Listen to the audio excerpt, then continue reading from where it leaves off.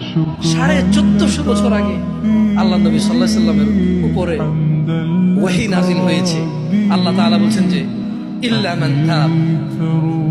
আল্লাহ সুবহানাহু ওয়া তাআলা বলছেন যে মুহাম্মদ আপনার উম্মতদেরকে বলে দিন ইল্লা মান তাব, যে অপরাধ গুনাহ থেকে ফিরে আসে, তওবা করে, ওয়া আমানা ঈমান আনে, ওয়া আমিলা আমালান সালিহা, তার হাজার লক্ষ সহস্র কোটি গুনাহ থাকুক, তার গুনাহ আসমানের মেঘমালা পর্যন্ত পৌঁছে যাক, এই পুরো জমিন তার একজনের গুনায় পরিপূর্ণ হয়ে যাক, ওই মহিলার গুনাহ জমিন পূর্ণ হয়ে যাক, ওই পুরুষের গুনাহ জমিন পূর্ণ হয়ে যাক।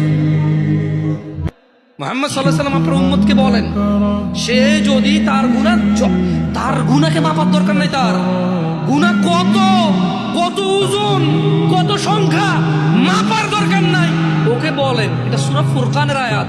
আমি কোন হাদিস বলছি না যে আপনি জাল বলবেন, দঈফ বলবেন, মুনকার বলবেন, মওযু বলবেন, তর্ক বিতর্ক শুরু করে দেবেন। এটা কোরআনুল কারীমের আয়াত, এর অনুবাদ করছি। আল্লাহ বলছেন যে আপনার এই উম্মতদেরকে বলে দেন, গুনার সংখ্যাও কেন গুনছে, ও ওজন কেন করতেছে, ও বেঁচে আছে না, ও নিঃশ্বাস আছে না, ও তো মারা যায়নি, এখনো ওর জন্য তওবার দরজা খোলা আছে, ও ফিরে আসতে পারে, ও ফিরে আসতে বলেন। ও বলুক আল্লাহ যা করেছি তাহলে তওবা করছে, কি করছে, তওবা। এবার বলতেছি আল্লাহ তাকে বলেন ওয়া আমানা, ঈমান আনতে বলেন, ওয়া আমিলা আমালান সালিহা, ভালো কাজ করতে বলেন, এবং তাকে বলে দিন আমি আল্লাহ ফাউলাইকা ইউবাদদিলুল্লাহু সাইয়্যাতিহিম হাসানাত, তাকে বলে দিন তার পূর্বের সমস্ত গুনাহ আমি নেকিতে পরিবর্তন করি।